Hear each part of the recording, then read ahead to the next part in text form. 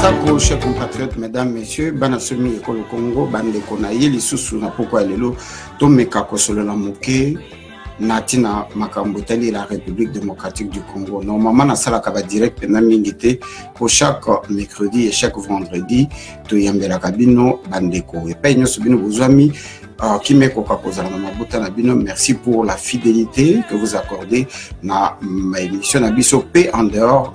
Naba live auto salaka de manière que tout pour partager na bino naba oyo nous sommes branchés en ce moment. Je ne serai pas à mes yeux ya kotanga ba message na bino to meka ko kabola ndenge na message ko loba yango ce dernier temps. Il y a vraiment de quoi à manger et à boire. Il y a le pain sur la planche. Il y a la situation en République démocratique du Congo où ils ont comme de plus en plus périlleux. Tozali komituna tozali kokende wapi bandeko. Chaque jour to la mokaka tozalaka toujours na ba sujet ya sika. Lelo nazali nanu ko bandane bandeli avant nakende na modindo ko saluer ndeko na biso Jean-Claude Mubenga oyo tokozwa tout à l'heure na ligne tozali na ye. Je crois que azali disconnecté te ndeko Jean-Claude Mubenga to meka ko vérifier le ligne ici.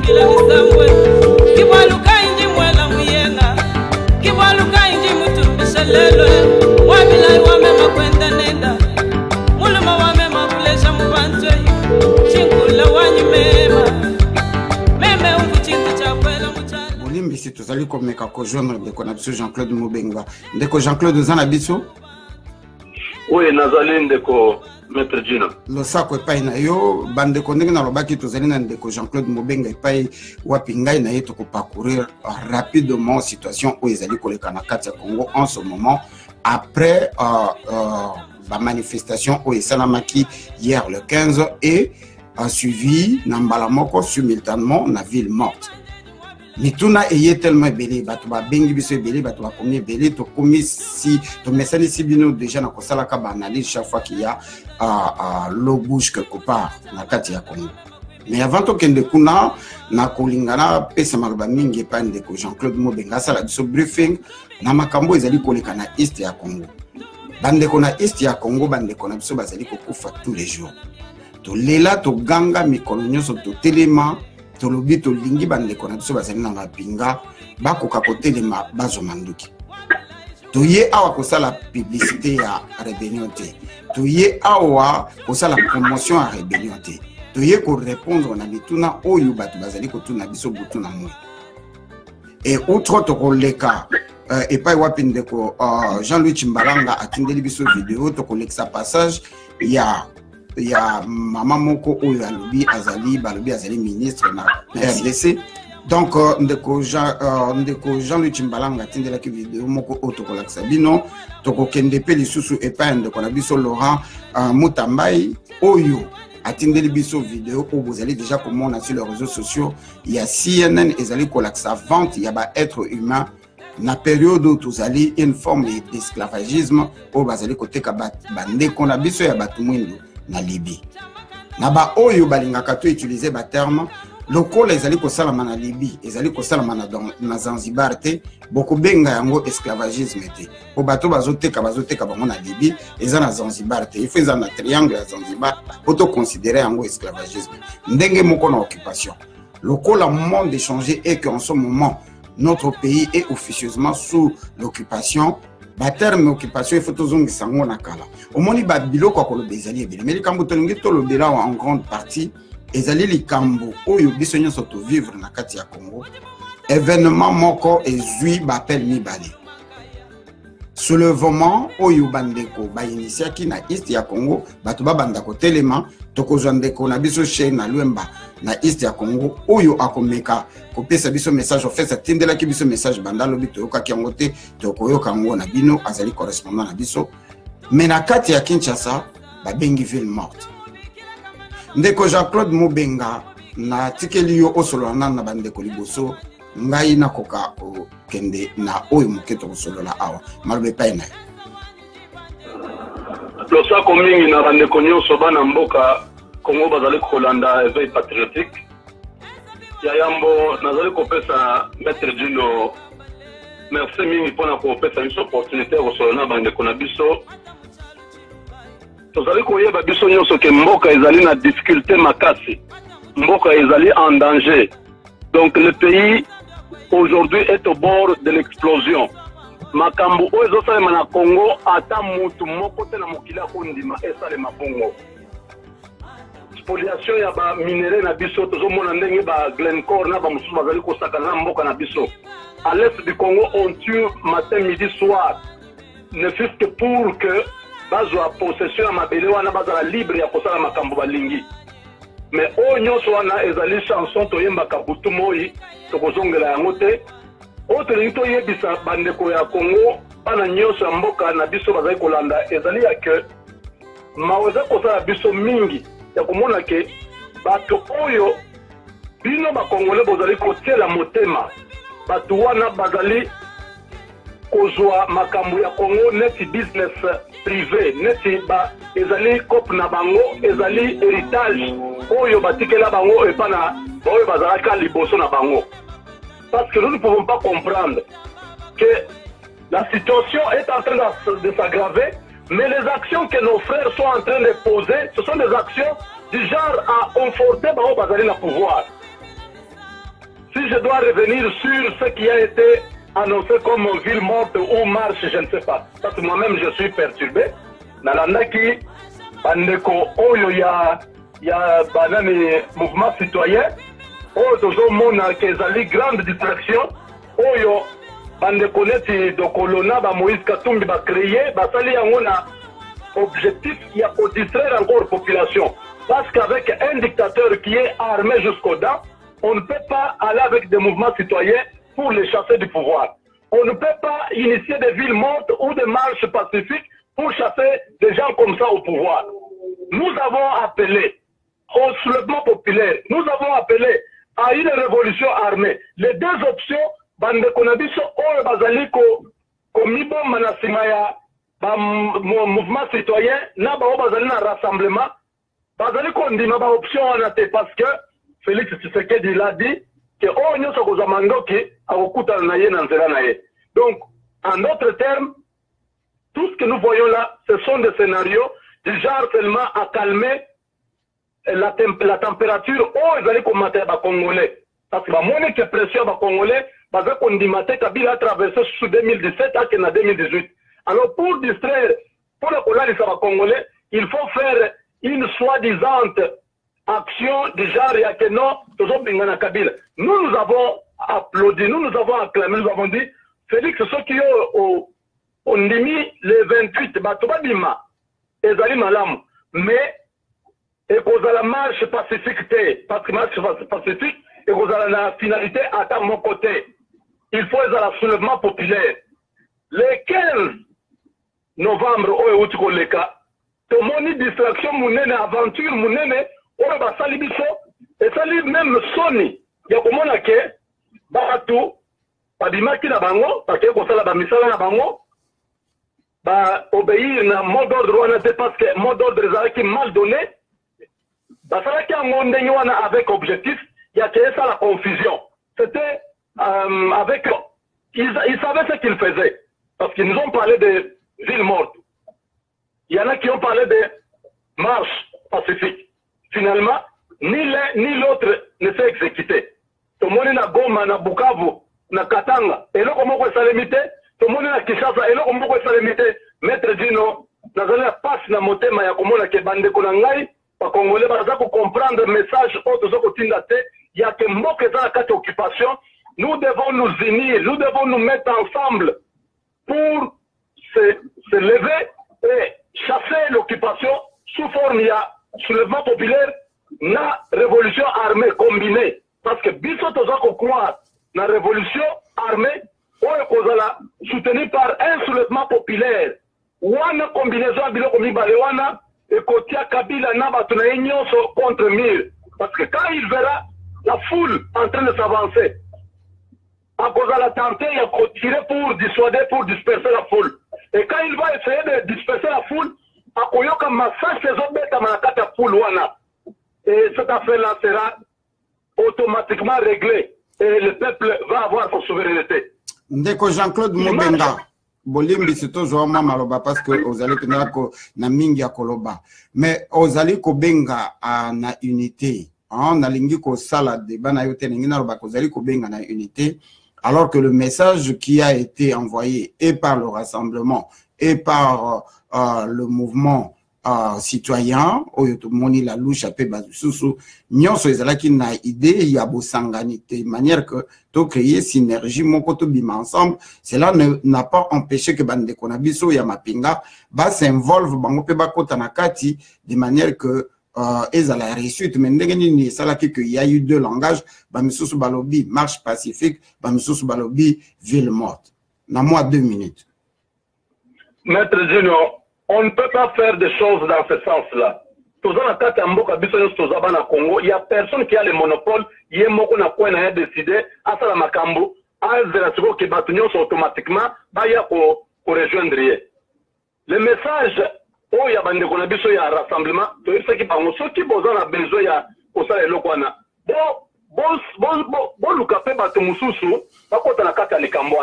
nous avons vu Basali et Lokona Bangwana, tout le monde va te MLC Kunate. Tout le monde va monter Basengi que Bande Konabiso, il y a la frappe, Bande Konabiso, Bazai Kobundana Est. Bon, il y a tout ça la Bissonioso dans les soulèvements Wana et dans le soulèvement populaire. Basengi, moi, dans cette unité, Aya, Baya ko travailler ensemble. Ils n'ont pas appelé. Tout le monde va Bango Malamoko, Bango Malamoko na télévision, Baya ko fait ce message Wana. Vous voyez, comment vous voulez-vous que, vous savez, Lokona Bino, quand vous le faites, vous attendez que les autres viennent. Ce qui est normal, c'est qu'il fallait que Babenga Bandeko Mususu wana batandance nyonso na uti kotanga awa ba église catholique batandance nyonso ekozala na influence d'opinion. Après cette concertation là, ne ba yokani sur la date, sur les jours et basali action là ekozala récite. Oya bango moko bazosala ngo unilatéralement ezali eloko moko tozoboya na kati ya démocratie tolobi, nous devons tenir compte des autres. Voilà pourquoi nous avons dit, ok, ils ont dit la date du 28, il y a encore du temps, nous allons entrer en contact avec eux, ceux qui vont limiter ensemble, nous serons ensemble. Ceux qui vont dire que la non-violence, la violence, nous allons vous donner ces rapports-là, Bandeko. Maître Dino, merci mingi ndeko ozali na nzela ya musalato na nzela ya classe to ko retenir yo longtemps te chez compatriotes mesdames messieurs bo witi ko la na toute liberté ndeko na biso Jean-Claude Mobenga o witi ko sala intervention tozali live numéro na biso ya WhatsApp ezali 1 na ba o bazali banda 01 na ba o ba na kati 1 240 413 09 05 soki obengi biso na minute oyo okozwa chance ya kozwa biso ndeko Jean-Claude Mobenga a s'exprimer librement ndenge constitution ya mboka otovani na États-Unis d'Amérique na premier amendement na yango alinéa 2 ezali kopesa moto nyonso ndingisa ya s'exprimer librement donc moto akoki kotelemela ye azali te ndeko Jean-Claude merci na ko continuer na bino na bandeko mosusu bakobenga nalingi nalakisa bino image moko oyo bosi bomoni bino nyonso bomoni image oyo je crois que vous allez komona barbarie ya Hippolyte Kanamba alias Joseph Kabila ye na armée na ye ya occupation bino nyonso bomoni image oyo circulé na ba réseaux sociaux mwana ya muke approximativement ndeko mwana oyo ce qui totali approximativement akoki kozala na moins de 15 ans tala ebele ya ba soda ba mbila oyo ya ba militaire impayé ba futaka bangote ba vlala kanzala po balia ba mama oyo bazali basi na bango il faut ba kende ko sala bilanga tala ndenge ba entourer une jeune enfant nako benge ko jeune demoiselle te mwana ya muke tala ndenge ba entourer ye bazali ko menoter ye bazali ko torturer ye bazali ko accélérer ye pendant que azalaki ko manifester pacifiquement bande ko photo oyo etamboli ba réseaux sociaux et sali pasi comment na batata midimba oyo tozali ko imaginer que bazali pe na bana ya âge na ye mais bazali ko sepela ko sala plaisir na Hippolyte Kanambe alias Joseph Kabila pour na kokende kokanga mwana ya mukeboye ya mwasi bazali kokanga ye basinga na maboko ezali kutu ban menote te ezali basinga bandeko image oyo ezali tellement passé dans mon thème que je ne pouvais pas aller dormir sans que na kokakosala élément oyo parce que j'ai eu trop mal au cœur ya komona talandenge bazali ko torturer bande konabiso soki bakangi bango bazali ko placer bango en détention na ba détention place bazali ko tia bango ba pesa bango biloko kolia te tala santé ya bande konabiso oyo bazali ko kanga po bazali ko manifester pacifiquement mutako tia nango te bazali te ba image oyo ezali ba image ya ba prison oyo place bazali ko tia bande konabiso botala ndenge bazali ko maltraiter bande konabino soki bakangi bango comment on leur traite na kati ya mboka na bango bazali na droit ya ko manifester pacifiquement te. Alors makambo tozali kolobela awa na kati ya East ya Congo ndenge tozali komona na bilili ba jeune babimaki ba marcher pacifiquement. Le même message a été passé na niveau ya Kinshasa babengi ville morte. Contradiction oyo ezali entre ville morte na côté mususu marche batu babimi tolingi to comprendre tozali kokende na yango wapi. Pourquoi il faut bande konabiso côté mususu babimi ndenge bozali komona ba image je suis désolé dans ali live moyen vraiment bon na ba image bien te ndenge bazali kokanga bande konabiso ndenge bazali ko traiter bango na ba policiers oyo qui sont impayés bazali na nzala bazali ko protéger occupation bolimbi sependa pour la qualité ya ba image tala ndenge ba traiter bande konabiso alors que na niveau ya kino calme nyonso oyo esalami suite ya bande konabiso ya ba politicien oyo bango ba préféraki na place ya ville batu babima libanda babenga ville morte toko kimana no mbango koyoka message bande konabiso ya Bukavu batindela kibiso ya Beni je crois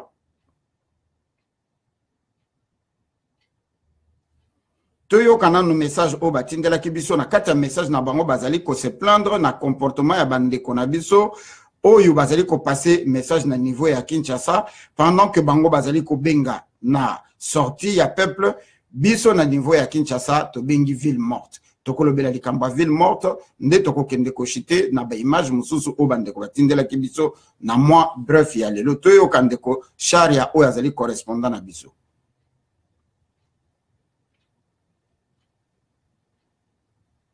Bande ko malheureusement na ganti tozana moi souci moko awa message eza kofungwa mate ndeko shara oko kakolimbisa biso nous avons reçu le message bien en retard et possibilité ya koyoka yango epesameli biso te na minute oyo bandeko ndenge towitaki koloba batu oyo bandimaka te ke mboka na biso bakoma ko représenter biso na ba tumususu na lingi na yo kisabino élément moko certainement mingi na kati na biso basi balanda yango ndeko Jean Louis Chimbalanga atindela kibiso yango bulimbisi na ngai na bino toyoka moi mukepo to comprendre et place nini mboka na biso ekomi. Concernant le problème des devises, nous allons installer un guichet au niveau de l'aéroport pour pouvoir servir en devises les gens qui veulent exporter les produits à l'étranger. Mais ce guichet sera utile pour les vrais commerçants ou bien les vrais industriels qui vont acheter des choses à l'étranger, après avoir présenté les différents documents comme le passeport et le billet d'avion, pour prouver que c'est réellement les commerçants ou bien les industriels qui bénéficient de ces devises. Il y a Congolaise, Oyo, Azali, Moko, il y a ministre Oyo, Azali Kokamba, Nakati Yamboka Nabiso. Donc, tu comprends, naïta oyo mboke komi, et là, on est ko vivre. Nakate, merci de ko Jean-Louis Chimbalanga, ranganti batu mususu bazu réponse na bango. To kimi mbango, et pas yande konabiso, oyo awite kotinde la biso, élément oyo tokota la biso na bino awa.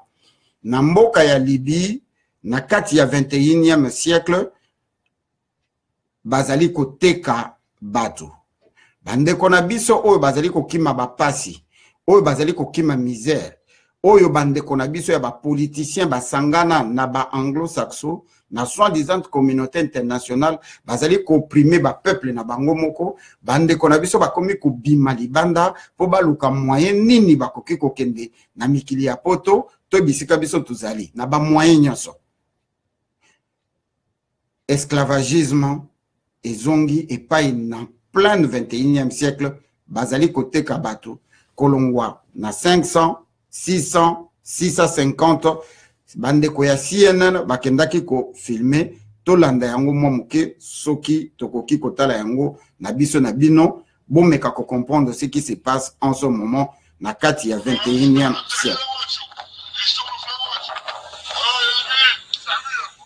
A man addressing an unseen crowd. Big strong boys for farm work, he says. Un homme très fort, mwana mobali ya makasi pona kosala. 700. 700. 800. 800. The numbers roll in. These men are sold for 1,200 Libyan pounds. Bawiti koteka ye na 1,200 pounds. Of human beings. Another man claiming Un autre monsieur. Off camera, someone asks, what happened to the ones from Niger? Sold off, he's told. CNN was sent this footage by a contact. After months of working, we were able to verify the authenticity of what you see here. We decided to travel to Libya to try and see for ourselves. Bandeko moyena kende na yango mobimba ezalite bolimbisi ko message oyo toyiti kocha o bazali koteka bato na Libye ezali message ya CNN bakendaki kozwa ba image wana avec caméra cachée. Ceux qui ont la possibilité d'aller sur le net bokoki komona yango avec la correspondante Nima El Badjir oyo azali producteur ya Raja Razek. Place bokoki ko trouver yango wana to bokoki komona yango na www genre en action en un mot genre en action.com. Beaucoup mona merci vraiment nandeko oya tindeli biso image oyo ezali image ezali kotambola sur les réseaux sociaux bandeko bomeka ko comprendre que mundele azali ko sala nyonso tout a utilisé kaka biso moko ba africain to bomanaka entre biso to bomaka mboka na biso to bomaka bandeko na biso to violaka ba mama na biso na kati ya Congo alors que bazali ko l'acception deux personnes no bazali ko tekama na east ya Congo ba force commune nyonso etondi ezali ba poso ya bandeko na biso alors que michopo na bango nyonso ba intestin na bango ba foi na bango mitema na bango ba reine na bango ezali ko inonder marché ya ba organes humains où ils allaient côté comme dans le monde. Personne ne disait un mot. Personne. La soi-disant communauté internationale, bouche bée, bandit. Personne ne disait un mot. Le pays est parti d'une personne jusqu'à ce que Bakbenga, Mokanabiso, la capitale mondiale du viol. 143 femmes sont violées par minute. Personne ne dit un mot. Pour l'hôpital à Mukwege et fonctionner normalement, il faut qu'il y ait des femmes violées. Il faut pas violer ma maman na biso. Ba kiso bazali ko fabriquer na ba laboratoire. Il faut être comment ba maman na biso ba komi ba kobai. Ba dégâts o ezali ko sala manakati ba utérus na bango. Na kati ya ba organes génitaux na bango. Pour na ko soigner yango, il faut ba kisi. Baki soane zali ko salama na ba pharmacie awa bazali ko kende ko zo ba mama na biso comme ba kobai ya ko sala ba test na nzoto na bango. Il faut qu'il y ait les viols. Il faut qu'il y ait les viols pour bano bazali ko bota na ba viol. Bango bazali ko préparer bango batele miraka ba congolais lobi ba boma biso balo ba vous êtes abandonnés. Vous êtes des enfants abandonnés. Il faut ba fongola ba église ebele. Il faut ba komisa ba église partout. Il faut ngo imulu ndaza la pasteur. Malu que son âme repose bien en enfer. Azala pasteur. Il faut qu'on ait nangaza la pasteur. Runiga Makenga, Kunda Batware, Ruberwa, Bango Nyonso, Bazali ba pasteur, po bacha bino na mutu ke tozali ko sala bino mabe, bozong sa mabe na mabete, bope Seigneur c'est pas nzambe, Dieu va se venger, bino bozana posa ya vengeance te, tout appartient à Dieu. D'ailleurs, Hippolyte Kanambe, c'est Dieu qui l'a placé, parce que bino bobine la ka Mobutu, parce que bino bosala ka bwe, parce que Congo ezana bakisi ebele. Bande komingi babengi biso balobi papa Gino, likambo ya Congo eza spirituel. Ignorance. Les Chinois qui vous colonisent. O batondi na bamboka na biso. Bazalaka ba chrétien, bazako émergete. Dubaï o bosala katu mi colonio sonake Dubaï na ke Dubaï. Bazalaka ba chrétien, bazako émergete. Le Japon n'est pas en train de merger. La Suède, la Hollande, le Pays-Bas, la Suisse, bobenga kabangoba athée. Alors que na binzamiza bebokoma ta catéchisme était bino nyonso bazali ko utiliser bino bazali ko utiliser bible bazali ko utiliser religion pour ba mater peuple congolais bala le sabiso pendant que babandi ko teka biso. Vous n'avez pas entendu la vente ya bana na Congo bazali ko ya awa 530 enfants vendés ko en États-Unis bien vendus depuis lelo balobeli 2 personnes seulement na Libye bongo oyo bazako teka mana East.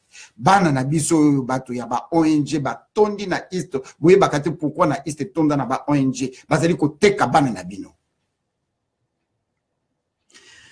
bande kona ngina sukisa moi minute auto zwa ki poto partager na bino et loko penza to ekolobela wa likambo ya ville morte depuis époque Mobutu dont le champion était notre frère un veillant combattant Otobengi Jacques Matanda Mamboyo Kodia Kubanza. Et l'ongola Mobutu. Bomitu ne lo koni ne l'ongola Mobutu. C'est pas parce que Batoba mec na ville morte. C'est vrai Batomingi Bakoloba, ce n'est même pas le soulèvement populaire, oui. Mais le soulèvement populaire avait accompagné l'occupation qui venait en forme de rébellion. C'est ainsi que les gens ne se sont pas battus parce que même dans l'armée d'État, les gens étaient déjà révoltés. C'était un soulèvement qui avait été stimulé par l'occupation qui est venue en forme de rébellion. Alors, point moko o tiré attention nanga, bande komingi ba komelinga que dit non, tu parles bien, mais des fois tu t'attaques trop, na bande konabiso ba politicien, et que en le faisant, ça paraît comme insulte le kola basala kele côté. Na kokota na modindo te, na lingina sala remarque.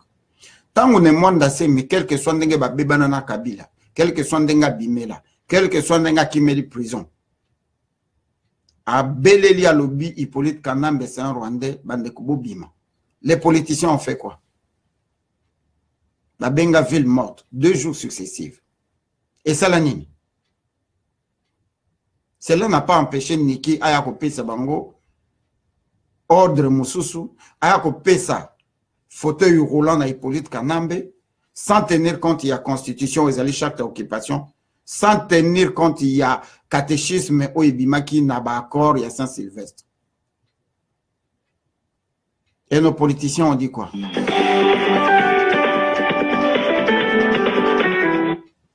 Le sac Ondeko invisible.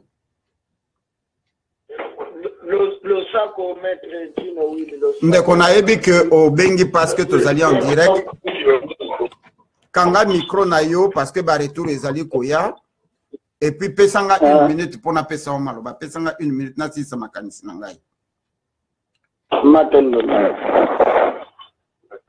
Kanga micro na yo pour retour ezonga na studio te s'il te plaît. Toza live.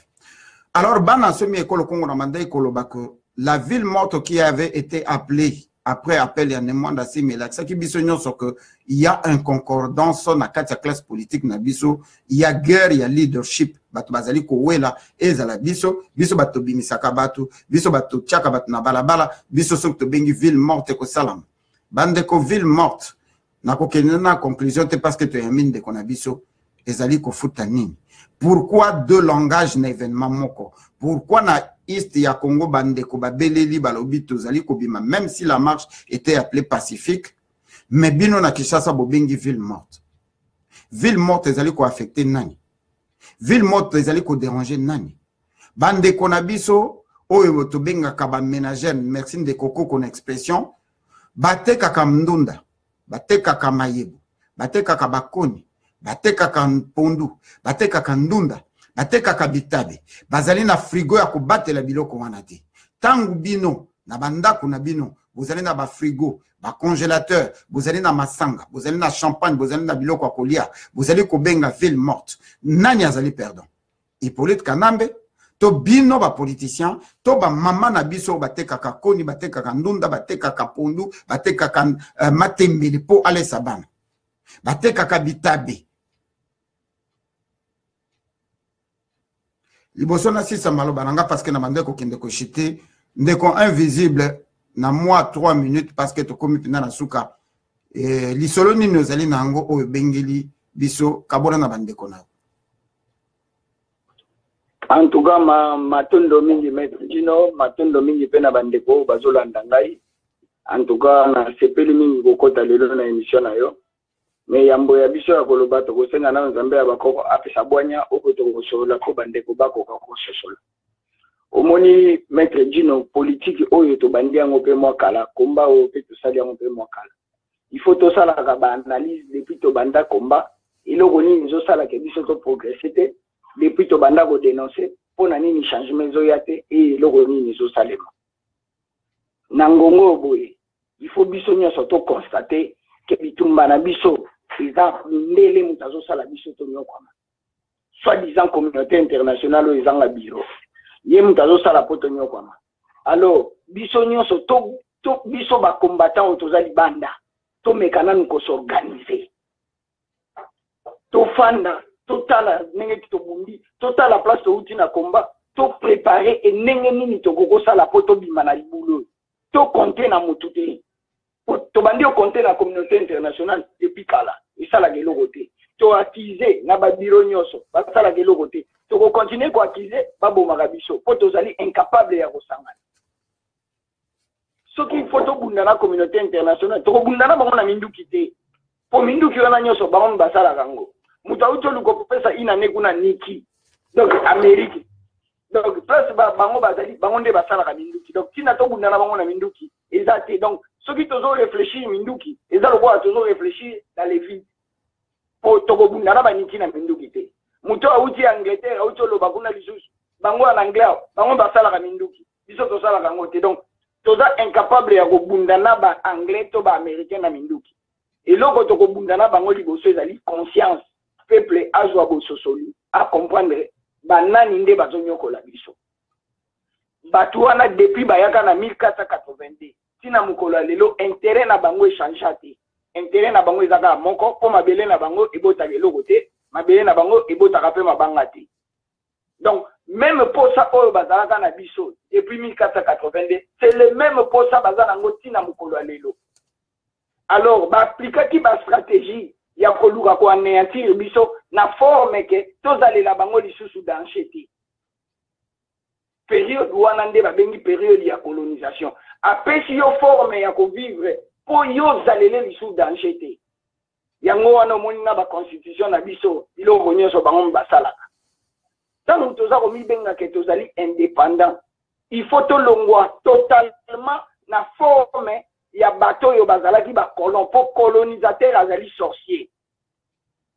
Siko sorcier apesi yo forme ko vivre pour intérêt na ye. Yo ju indépendance kasi ozo continuer ko vivre na forme oyo ya préparer ki yo vivre.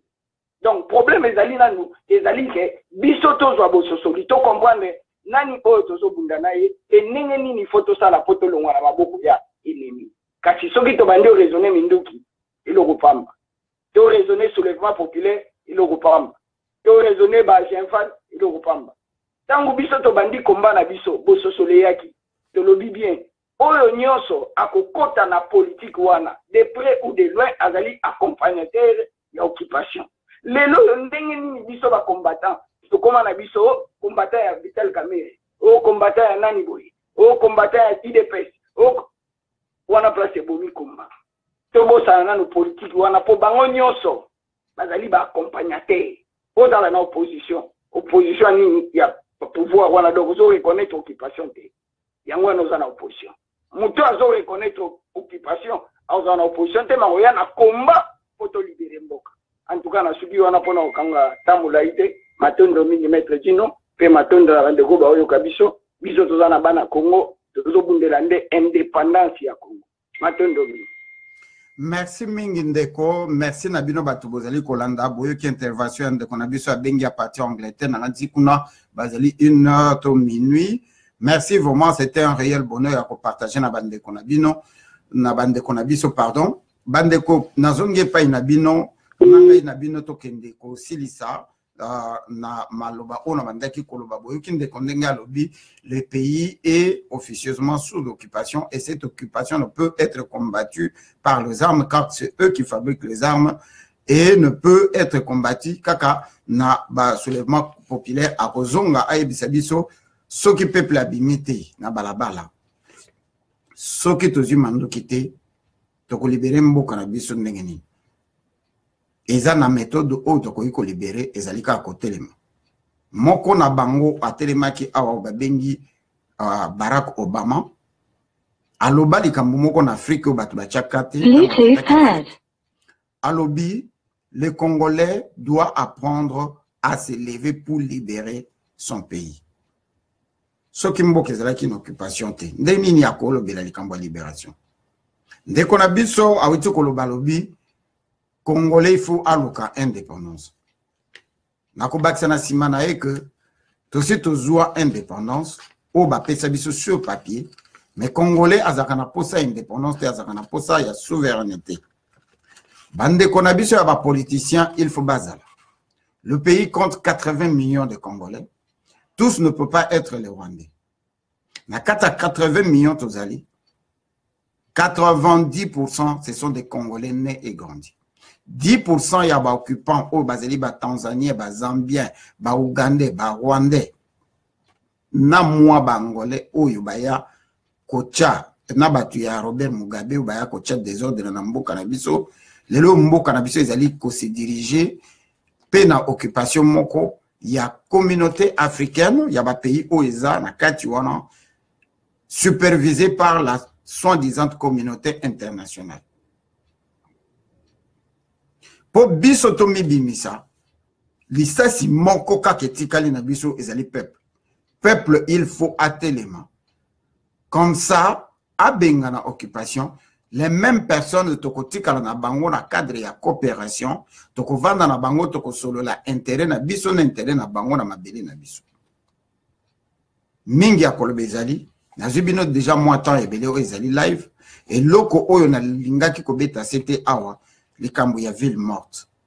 Bandeko, équipe mokote koki kosala 35 ans, bo polaka, mais bo koka ko changer tactique te, bo changeaka président te, bo changeaka entraîneur te.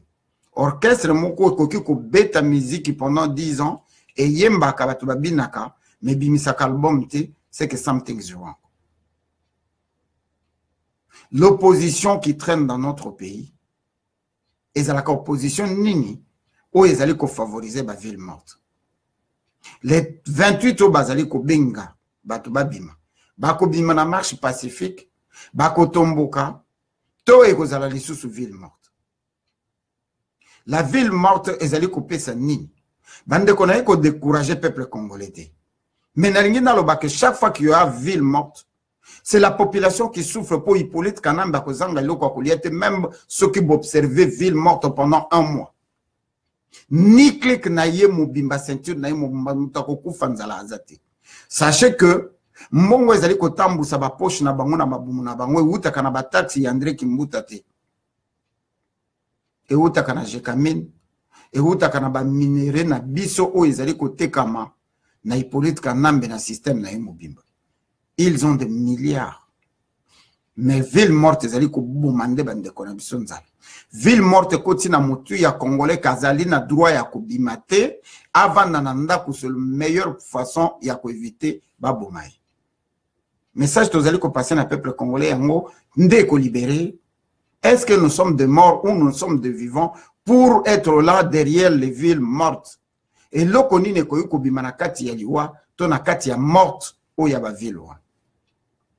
Et pourquoi batu mususu ba benga batu na balabala rassemblement et benga ville morte o ezali deuxième fois Tango baninga ba lancer slogan ya kobima libanda, bango ba bengi ville morte. Pona nini? Parce que balingi bazala ba leader, balingi ba laksa ki bango nde bazo contrôler, et ça koleka tout doit passer par eux. C'est quoi bango ba lancer date na bango ya les 28. Les 28 po basala na yango nini to ebite. To pekisi motote. To sali analyse. To zela to mona oyo ko zela ya les 28. Mais pona ko sukisa. Ba date oyo biso to pesa ka Hippolyte Kanambe. Banda to banda makambo ko pesa e ba date après ko bungisa ba élection en 2011. Ba date wana nyo se solvant ndengini. Pas plus tard que la date du 31 décembre 2017, ils ont déjà compromis. Pourquoi il faut topper sa ba date? Pourquoi il faut topper sa kabato espoir na sima ba date? Ou vous allez incapable ya ko sala quelque chose. Bande qu'on a biso ya ba politicien nazong si bali pa na bino. Peuple congolais a bengami na conscience. Na minute oyo ba benga ki ville morte. Na minute oyo bande ko ba termisa ki bande ko na isto mingi balen na prison. Bana na biso belé bazala ki violé. Mingi ba disparaître toko yeba bango toko mona bango tant toko mona ba fausse commune. Mais nous avons l'impression que tout s'est passé dans le calme, alors qu'en réalité, calme ezalakiti. Mingi akolobe ezalita akoloba yango ezalakiti na kokai ko supporter te ko mona mwana oyo ya mwasi na âge oyo ye azali na yango il y a 14 ans ou 15 ans ndenge bazali ko menoter ko menacer ndenge bazali ko traiter un enfant par de parents, par des responsables, na bato bazali komona na ke bakoki kozala ba grand-père na ye, bazali ko maltraiter mwana ya moke boye bandeko, bolimbisi nazali ko luka image yango, pona ba oyo ba mona ki yango te, bazali ko maltraiter mwana ya moke, ya l'âge oyo, na ba militaire po abimaki a manifester pacifiquement. Ba politicien na biso yo ba benga ki ville morte bo sali ata déclaration moko pona tina ya mwana wana te bo yebi sor na ete bo yebi te soka lali wapi lelo bo yebi te traitement ni nazi na nzoto na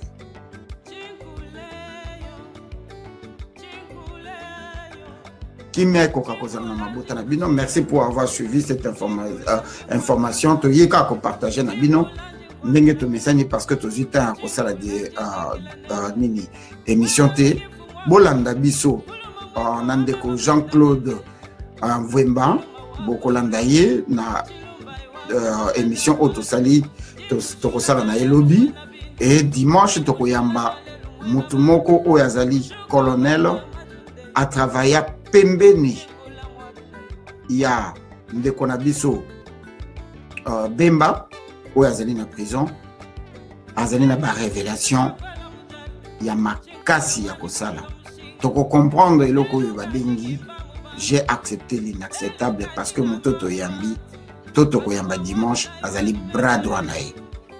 Nous vous invitons na Écho du Patriote ya dimanche boyoka oyo nano toyoka te.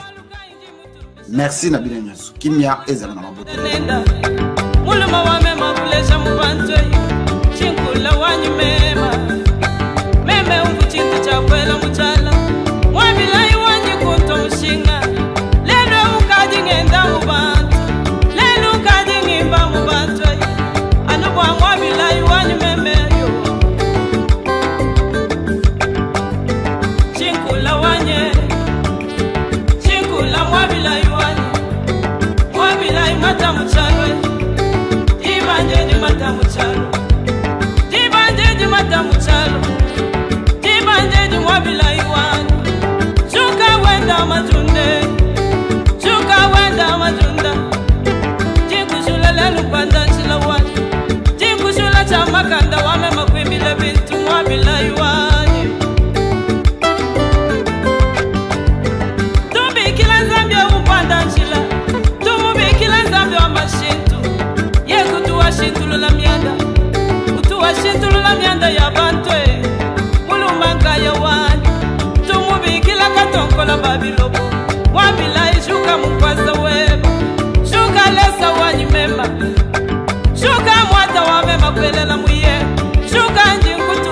te